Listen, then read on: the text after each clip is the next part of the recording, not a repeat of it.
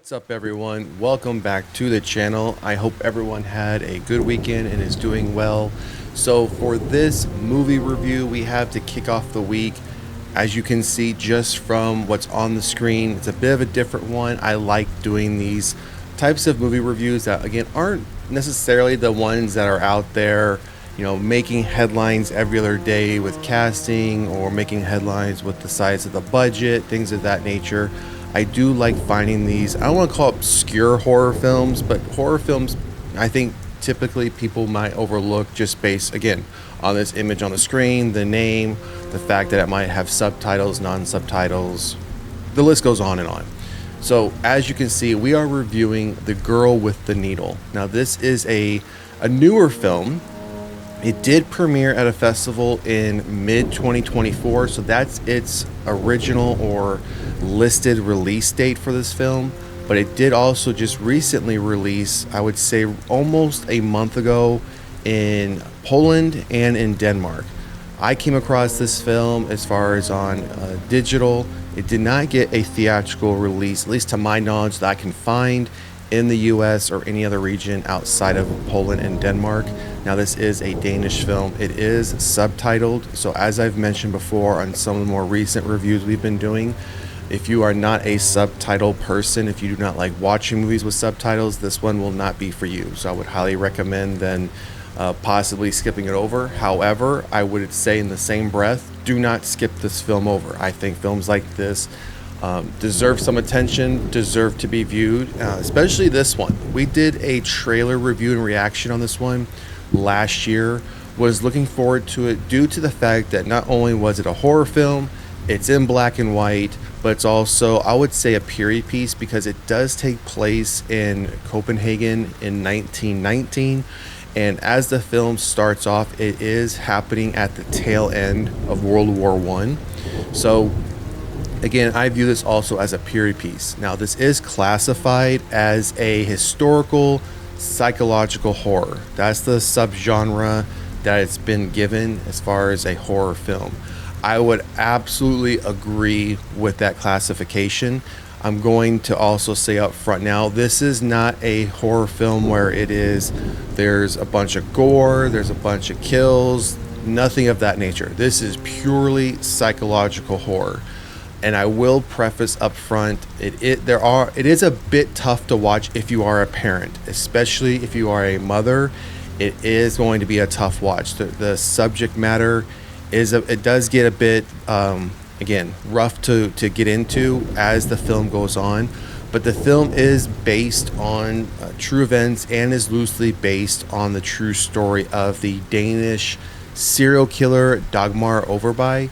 Now, if you haven't heard of that individual, or if you don't know the history of that particular serial killer, I would recommend just go out there, do some Google searches, and you will find some information on that. So we aren't going to get into the true historical aspects of the true and real individual serial killer, but we will touch on it on how it plays into this film.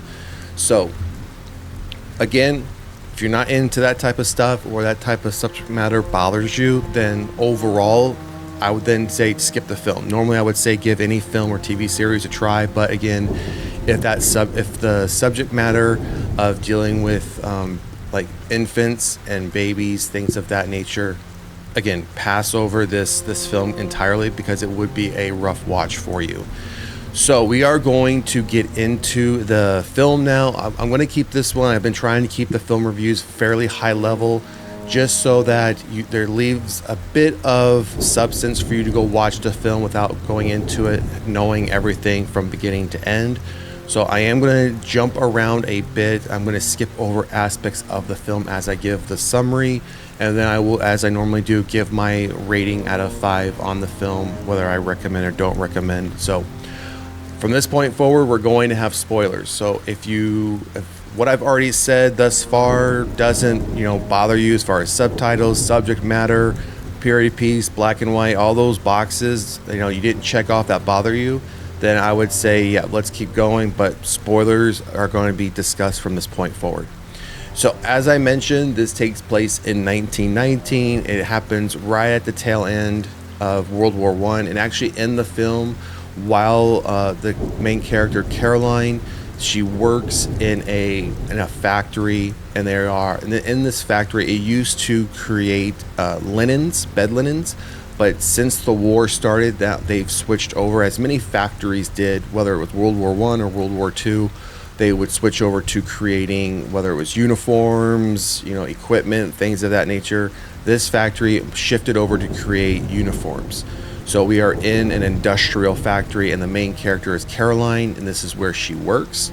And within I'd say the first 10, 15 minutes is where it is announced that the war has ended, and they shift over back to working on creating bed linens. So Caroline is the main character, and she's the one that is on screen here in the center. And as you heard me say at the beginning, as far as what the story is loosely based on, as far as a Danish serial killer, Caroline is not that individual. Okay, yes, she is the main focal point of this film, but she is not the main character. The character that is loosely based on the Danish serial killer is, I want to say, a supporting character, but becomes a heavily supporting character about halfway through the film and then through the end. Okay, so Caroline, again, working in this factory, her husband is off at war, but she hasn't heard from her husband in well over a year, so she believes that he is dead, but he hasn't been officially declared dead.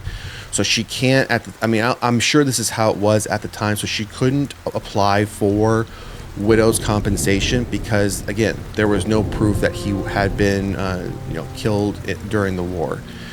Even though for a year it comes out that she mentions that she had been writing him letters for well over a year, and come to find out he is still alive. So while she's working at this factory, she begins a romantic relationship with, I don't want to say the owner, but I will say the owner because it is the factory belongs to his family and really belongs to his living mother at this point. So while he works at the factory, I would say from an inheritance perspective, he would be the owner. So his name is Jorn.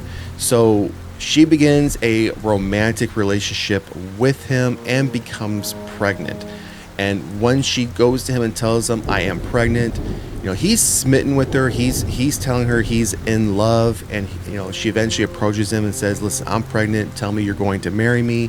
He agrees to marrying her, and while this is happening, her husband returns. Her husband returns from the war, but he is disfigured. His face has been wounded, and during World War I, World War II, I've seen it primarily from a historical perspective from World War I.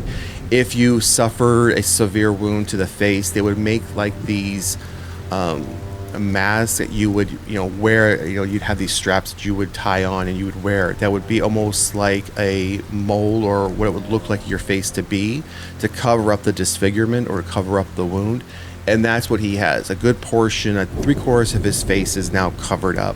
So he shows up to the shop while she's in this romantic relationship. He comes back to the house, but she rejects him for the simple fact that she has started this other relationship, which is with a wealthy man who owns the factory. She's going to have a better life. She's pregnant. And not only has he been gone this whole time, she thought he was dead. He even said, "I got your letters," didn't respond, and he has this disfigurement, so she wants nothing to do with him. Now, while she then approaches Jorn to move on with her life, he brings her home, meets the mother. The mother is weary that, "Hey, are you really pregnant?" A doctor confirms she is in fact pregnant, but still does not want anything to do with her because of her social status and her social status along with her sons. So while she's staying there, she has her son reject her and like, "Nope, you're gone. And oh, by the way, you no longer have a job at the factory." So not only now has she pushed away and told her husband to leave after he's returned from the war, now she's, Jorn's telling her, "I don't want you, and even though you're pregnant, you also don't have a job." So it's like everything now is going wrong for Caroline. So with this said, Caroline now goes to one of these bathhouses that they had at the time. And as you can see from the title, The Girl with the Needle, I'm not going to get into any detail about what happens next. I'm sure you can imagine what happens next. So if you also want to see the film, you can see exactly what happens. So while she's at the bathhouse, and after a few things take place, an elderly woman named Dagmar comes across her, along with her Dagmar's daughter, Urena. So she sees Caroline obviously in distress, takes Caroline, I don't want to say nurses her back to health, but takes care of her. They end up leaving, and Dagmar tells her, "Hey, I know you're pregnant. When you have the baby, come see me. I have a sweet shop, and I'm willing to rehome your child if you don't want the child." So time goes on. Now we have like a time jump a bit, right? Because right now she's just learning she's pregnant, and then we do a bit of a time jump where now she's practically 8-9 months pregnant, and she finds that Peter's her husband is working at a local circus, and she tries to then go back to her husband, but eventually realizes that Peter is having violent psychotic episodes in his sleep as a result from the war. So she eventually gives birth to her child, goes to the sweet shop, and Dagmar remembers her, takes the child, but there's also a fee associated with this, and she can't pay it. So now she's indebted, and now she says, "I will work for you as a wet nurse." And now she moves in with Dagmar, again, leaving her husband for a second time.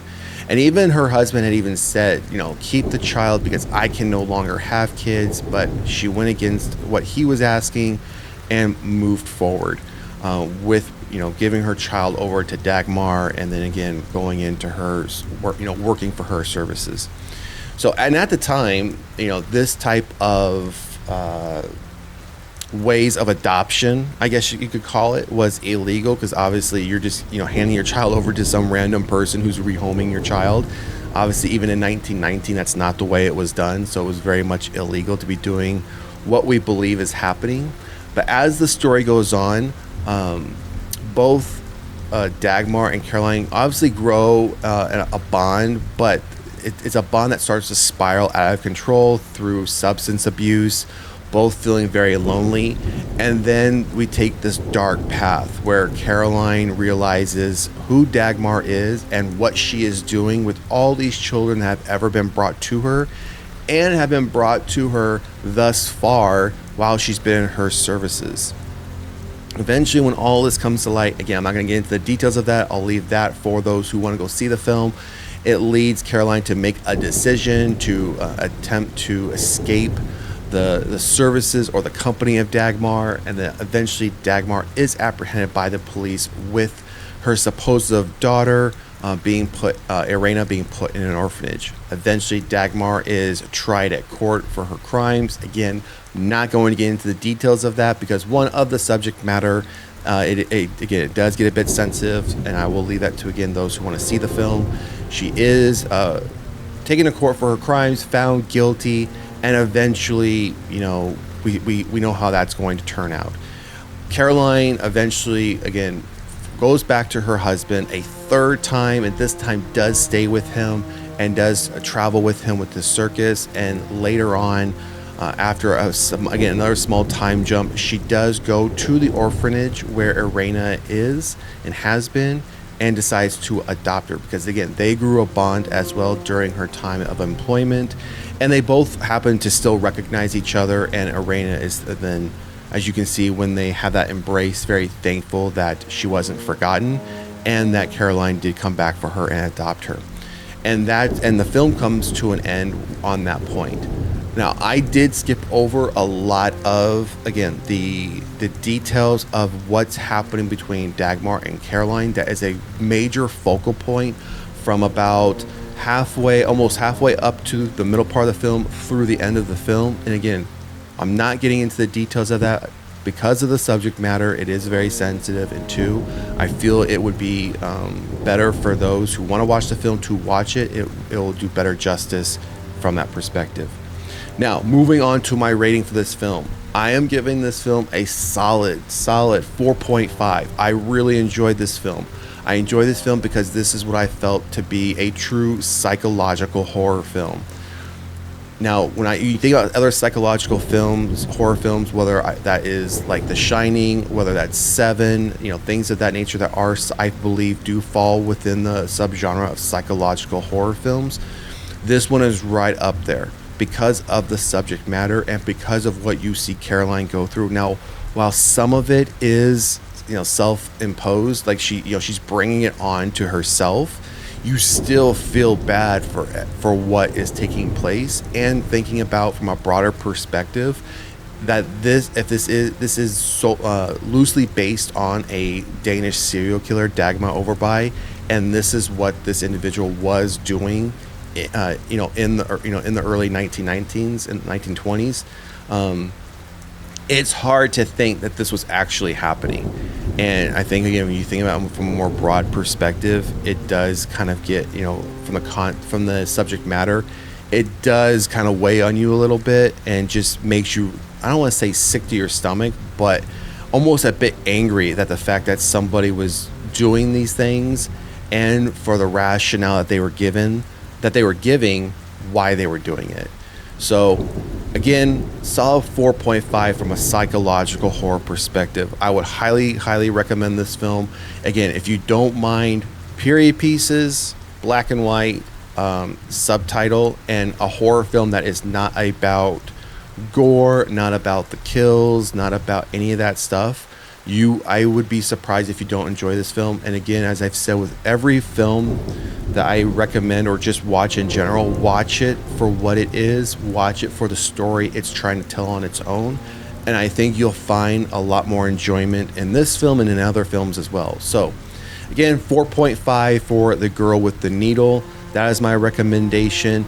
If you have already seen this film, let me know down in the comment section what you think. Did you enjoy the film? Do you agree with my score? Do you give it the same or maybe a 5, or do you give it lower? If you do give it lower, I would love to hear why you thought it was a little bit lower, if you didn't like it, because again, these types of films I absolutely love because it just checks the box on so many marks for me. If you haven't seen the film, again, still drop a comment in the comment section. Let us know if you're going to check it out, and then come back, put a comment in the comment section, and let us know what your result of it was as well. And if you haven't done so already, please like, share, and subscribe to the channel. And to all new and existing subscribers, thank you so much. It is greatly appreciated. We are approaching a landmark for subscribers. We're almost to 500. So again, please like, share, and subscribe to the channel if you haven't done so. Otherwise, we will see you at the next one. Peace.